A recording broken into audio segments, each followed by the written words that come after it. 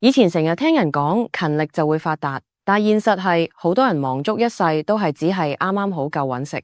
今日我想同大家傾下，點解中國人咁勤力，但普遍都唔算有錢呢？喺湖南農村啲農民日日天未光就出門口，做到天黑先返屋企，有啲甚至成年都唔返鄉下，淨係留喺城市度打工嘅。佢哋絕對係世界上最勤力嘅一班人，但係忙足成世。佢哋得到嘅往往都只係一份啱啱好夠生活嘅收入，連多餘嘅積蓄都冇，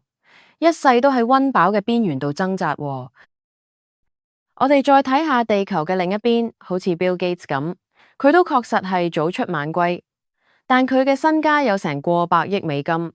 就算佢由今日開始乜都唔做，每年啲投資回報都夠佢過幾世嘅。同樣係每日辛苦工作，點解大家嘅財富會差得咁遠呢？唔通真係因為剝削造成嘅，定係勤勞致富呢個觀念，其實係一個美麗嘅誤會嚟呢？歡迎返到嚟暢銷書精讀班，今日想同大家分享一本書，叫做《為什麼中國人勤勞而不富有》，作者係陳志武教授。陳教授係耶魯大學金融經濟學嘅終身教授，喺國際經濟學界好有地位㗎。2006年仲被選為中國10大最具影響力嘅經濟學家添啊！好多讀者睇完呢本書之後都話，呢本書終於解答咗佢哋心入邊嗰份疑惑喎。陳教授最犀利嘅地方係佢唔會同你講埋啲大道理，而係用一個全新嘅角度去分析，原來勤力從來都唔係發達嘅關鍵，真正決定一個國家、一個地方富唔富有嘅，其實係另一樣嘢喎。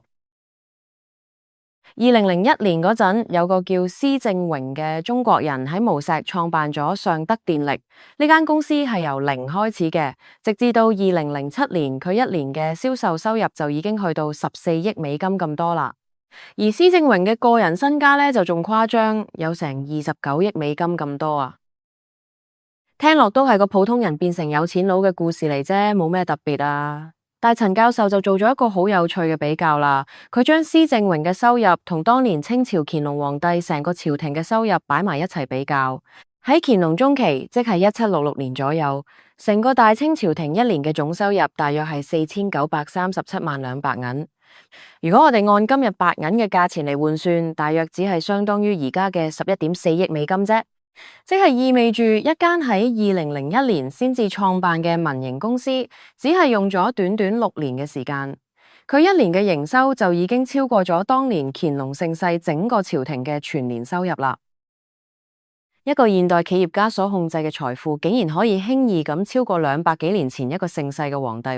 更加誇張嘅係喺今日嘅中國，好似尚德呢種規模嘅公司，其實有成千上萬間嘅。咁到底係乜嘢原因令到我哋現代人創造財富嘅能力會有咁大嘅飛躍呢？陳教授喺書入邊提出咗一個核心觀點，佢認為我哋要理解財富嘅創造力，可以由3個維度去睇嘅，分別係深度、廣度同埋長度。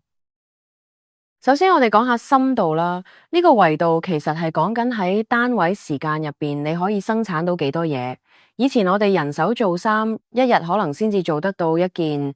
但而家有咗機械化生產，再加埋流水線嘅分工，一個工人一日整50件以上都冇問題嘅。又好似以前湖南啲農田咁，一年最多收到2造，但依家有咗溫室技術，同一塊田一年可以種到成20造噶。呢啲就係靠科技帶嚟嘅深度提升啦。跟住落嚟就係廣度啦，呢個維度講嘅係你個市場到底有幾大。舉個簡單例子，喺湖南一個小鎮，一件手工做嘅靚衫可能只係賣到20蚊人民幣，但如果呢件衫係拎去美國賣呢，分分鐘賣到80蚊美金噶，即係差唔多成560蚊人民幣啊！呢個道理其實好簡單，當你嘅市場由一個小鎮擴展到全世界，同樣嘅嘢就可以賣到更高嘅價錢，銷量亦都會大好多嘅。好似 NBA 球賽咁啊，以前冇電視嘅年代，你打波打到曉飛都好，現場都係得嗰幾千人睇到嘅啫。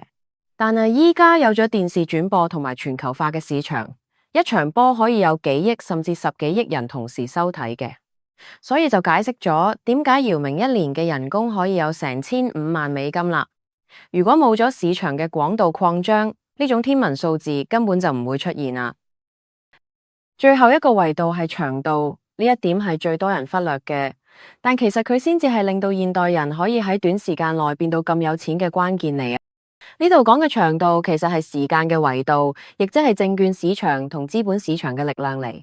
喺100幾年前，就算你創業好成功，你都係要一年一年，甚至一代傳一代咁慢慢累積財富噶。如果想做百萬富翁，更加可能要等幾代人先得啊！想做億萬富翁就更難啦，喺以前幾乎係冇可能嘅事嚟嘅。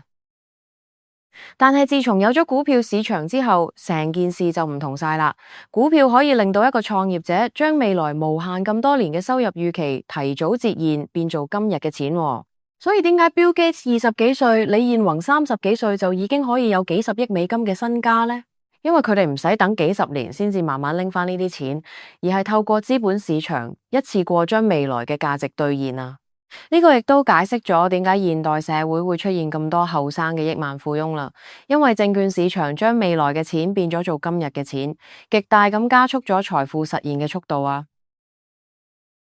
表面睇落好似只要有技術、有市場、有股市，啲錢就會行埋嚟揾你，但實情係咪真係咁順利呢？陳教授話呢3個維度能唔能夠發揮到作用，其實仲要睇一樣嘢，就係制度啦。呢個先至係成本書最核心嘅重點嚟啊！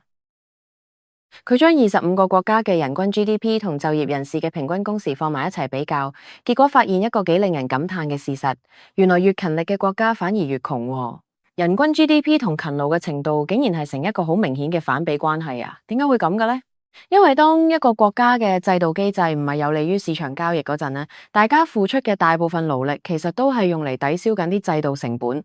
講得直接啲，你嗰種勤力其實係喺度浪費緊青春，對創造財富一啲幫助都冇啊！陳教授用咗開公司嚟做例子，佢比較咗喺美國同喺中國開一間公司所需要嘅步驟。喺美國，你開一間公司可能用幾日就搞掂，上網填份表就得啦。但喺中國呢，你要揾幾十個政府部門，吸幾十個印仔，前前後後可能要搞幾個月，甚至成年啊！呢啲時間同精力本來可以用嚟研發產品、揾客或者擴充業務，係可以創造價值嘅。但喺制度成本高嘅國家，你就要將大量嘅心血放晒喺應對行政程序、打通人脈關係，仲要處理各種唔合理嘅限制喎。你的確係勤力咗，但你勤力嘅結果唔係產出更多嘅財富，而係為咗對沖制度帶嚟嘅阻礙啫。中國嘅經濟學家馬于適先生亦都講過，我哋中國人比起世界上其他民族都更加勤奮，更加搏命，但都仲係咁窮，原因正正就喺呢度啦。書入邊仲講到另一個好重要嘅概念，就係我哋傳統嗰種地大物博嘅財富觀，其實已經過晒時啦。我哋由細到大都聽人講話，中國點樣地大物博、物產豐富，好似地底下多資源就代表一定會好有錢咁。但陳教授就用數據話俾你聽，最地大物博嘅國家未必就擁有最多嘅財富喎。大家可能會覺得一個國家如果有石油或者礦產就係執到寶。但實情係一個國家真正嘅財富唔係睇佢哋底埋咗啲乜，而係睇佢有冇一套可以幫大家創造財富嘅制度，同埋一個配套完善嘅金融創新體系啊！呢種無形嘅制度資本，其實比有形嘅資源更加值錢，亦都更加重要噶。你睇返歷史就會明白。以前中國康乾盛世嗰陣，經濟表面上係好繁榮嘅，但有學者就指出，嗰種繁榮其實係靠所謂嘅勤勞革命，亦即係靠苦力，靠大家唔要命咁做翻嚟嘅。但問題就出喺呢度啦，正正就因為當時嘅人工低到咁緊要，又有大把人願意捱生捱死，啲老闆反而冇晒動力去諗點樣搞技術創新喎。大西歐嗰邊就完全唔同啦，因為佢哋人口少，人工又貴，企業被逼要研發機器嚟代替人手，結果就係咁樣撞咗入工業革命嘅大門，行上咗技術革新嘅良性循環啦。我哋再睇下中國啦，因為人工長期被壓到好低，啲人又肯做爛事，反而令到啲企業覺得唔使搞咁多嘢喎。如果請10個工人返嚟做嘢，個成本仲低過你買部機，咁點解仲要使咁多錢去搞研發呢？結果就係大家一齊跌入呢個低收入嘅惡性循環，點跳都跳唔到出嚟啊！原來當勤力變得太過廉價嘅時候，反而會變成一個大問題啊！陳教授仲講咗一個好重要嘅問題，係私有產權嘅保護。佢話制度經濟學嘅核心其實就係兩樣嘢：產權保護同埋契約執行機制。呢兩樣嘢聽落好似好學術咁，但係其實好貼地噶。如果一個地方冇可靠嘅產權保護，你辛辛苦苦賺翻嚟嘅錢，一手一腳建立嘅公司，隨時都可以俾人話拎走就拎走嘅。咁你仲邊有動力去創造財富呢？又或者你同人簽晒合約做生意，對方話反口就反口，法律又幫你唔到，咁仲有邊個敢同你合作呢？當呢啲交易成本高到一個地步，個市場就冇辦法健康咁發展落去，而個市場一旦停滯，經濟自然就冇得增長啦。呢個就係制度經濟學大師 Douglas North 教俾我哋最重要嘅道理嚟啊！講到呢度，書入邊仲有一個觀點係好值得大家留意嘅。陳教授發現，一個國家嘅國有經濟比重越高，經濟增長帶嚟嘅好處，老百姓反而分得越少喎。因為主要嘅資產都係喺國家嘅手上邊，而唔係民間擁有嘅。相反，如果私有經濟佔嘅比重越高，老百姓手頭上可以使嘅錢就會對 GDP 嘅增長更加敏感啦。即係話喺私有產權嘅安排之下，普通人分享經濟成果嘅能力係會比國有制高出好多嘅。所以還富於民呢四個字絕對唔係啲咩口號，只有當老百姓真正擁有自己嘅資產，佢哋先至會全心全意咁去經營去創造，到嗰陣時經濟增長嘅成果先至會真正咁入到每一個普通人嘅袋入邊啦。聽到呢度，或者大家都會諗，咁中國過去呢幾十年創下咁多個經濟奇蹟，到底係邊個嘅功勞呢？好多人直覺會覺得呢一切都係靠努力改革嘅成果嚟啦。改革開放固然係打好咗個底啦，但係陳教授就提醒我哋，大家成日忽略咗一個事實，中國呢幾十年嘅成功，好大程度上係因為我哋搭上咗過去幾百年全球化所建立嘅世界秩序，搭上咗一班順風車啊！我哋眼見嘅呢啲繁榮，其實係建立喺好多外部條件之上嘅。如果冇現代嘅海運技術，當年尚德嗰啲太陽能設備，又點運到去歐美呢？如果冇國際貿易嘅規矩同框架，中國嘅產品又點可以賣到全世界呢？又如果冇紐約或者香港嘅股票市場，嗰啲大企業又可以點上市集資，一夜致富呢？陳教授仲提出咗一個好尖銳嘅問題，如果將今日嘅改革開放搬翻去19世紀嗰個環境，我哋仲可唔可以創造到咁大嘅經濟成就呢？佢嘅答案係絕對唔得嘅，因為嗰陣時未有發達嘅航運，未有全球化市場，更加未有國際資本市場，你就算再勤力10倍都係冇用嘅。如果你淨係睇個殼，你會覺得中國工商銀行喺香港上市籌到200幾億美金係一個奇蹟。但其實呢份係全球資本市場送俾中國嘅一份大禮嚟啊！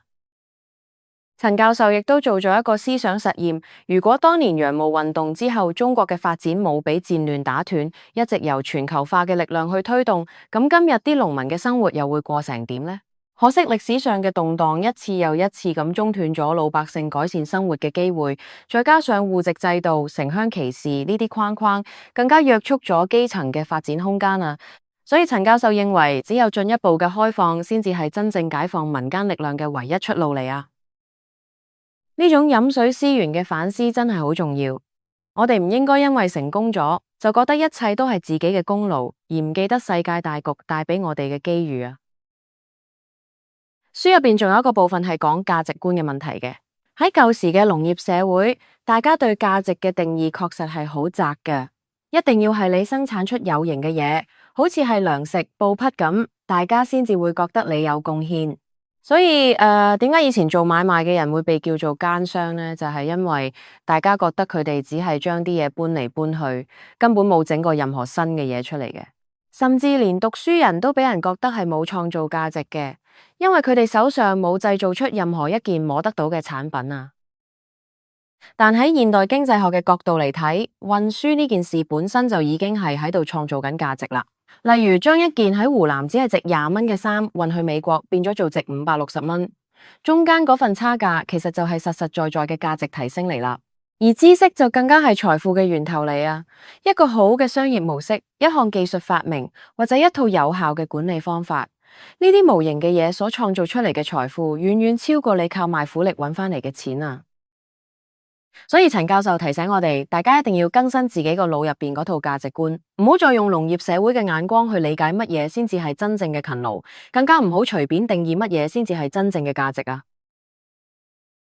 嚟到呢度，等我同大家總結一下呢本書啦。勤力本身從來都唔係問題，但如果你嘅勤力大部分都係用嚟抵消緊啲制度成本，咁就算你再努力都好，都只係喺度原地踏步，白做㗎咋。真正令一個人甚至一個國家由窮變富嘅關鍵，唔係要你更加搏命，而係需要一套更好嘅制度。一套好嘅制度咧，可以降低交易成本，保護產權，令個市場可以行得順啲，亦令每個人嘅汗水都可以真正咁轉化做財富啊！呢個道理其實套用喺我哋每個人身上都一樣嘅。你每日返工忙到踢晒腳，但係入邊到底有幾多時間，其實係嘥咗喺啲冇意義嘅程序、報告或者應酬上邊呢？你嘅努力有幾多係真正咁創造緊價值，又有幾多係用嚟對付緊嗰啲人為嘅障礙呢？與其盲目咁要求自己更加勤力，不如花啲時間去諗下，你身處嘅呢個系統或者環境係咪真係有利於將你嘅努力變做成果呢？如果唔係嘅話，或者真正需要改變嘅唔係你工作嘅態度，而係你所企嘅位置啊。陳教授用咗一句好精闢嘅說話嚟概括咗成本書嘅精髓：制度嘅品質決定財富創造力嘅大小。一個國家最重要嘅財富唔係土地，唔係礦產，甚至唔係班勤力嘅老百姓，而係一套識得保護產權、保障交易安全嘅制度啊！呢啲無形嘅制度資本先至係決定貧富嘅核心嚟啊！同樣係中國人喺唔同嘅制度環境底下，表現可以係一個天一個地㗎。同一批人喺一個鼓勵創新嘅環境入面，可以創造出驚人嘅財富。但如果擺喺一個制度成本高、處處係障礙嘅地方，就算再勤力，可能都只係夠搵餐飯食㗎咋。或者呢個先至係最殘酷嘅真相，真正決定你有冇錢嘅，往往唔係你嘅對手有幾勁，而係你身處喺一個點樣嘅制度入面啊！睇到呢度，大家或者都要問下自己：我哋每日咁勤力，到底係喺度創造緊未來，定係單純喺度虛耗緊生命呢？喺你呢段人生入邊，你覺得自己有幾多嘅努力，其實係用嚟抵消緊啲制度成本嘅呢？你又有冇試過每日忙到連飲啖水嘅時間都冇，但回頭一望，先至發覺真正有產出、有價值嘅嘢，其實係少之又少呢？歡迎喺下面分享下你嘅經歷啊！如果你覺得呢條片有用嘅話，記得俾個 like，分享俾朋友睇，同埋訂閱我哋嘅 channel 啊，開埋個鐘仔就唔會錯過我哋嘅出片通知啦。我哋逢星期一、三、五出片，我哋下次再見，拜拜。